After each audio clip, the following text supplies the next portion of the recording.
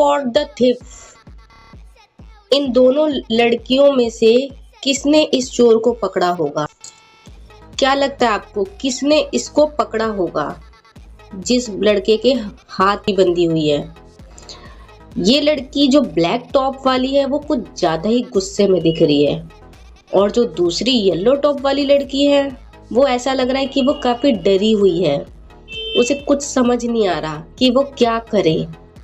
और black top वाली लड़की कह रही है कि ऐसा लग रहा है कि कह रही है मारो इसे, पीटो। पड़ा होगा इस चोर को, तो हम उसके लिए चेक करते हैं।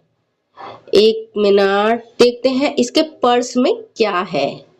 पर्स में तो मिर्च वाली स्प्रे है जिससे इसकी आंखें लाल हुई है, तो पक्का इसी ने मारा है। चेक करते हैं, ये लड़की ने इस चोर को पकड़ा है।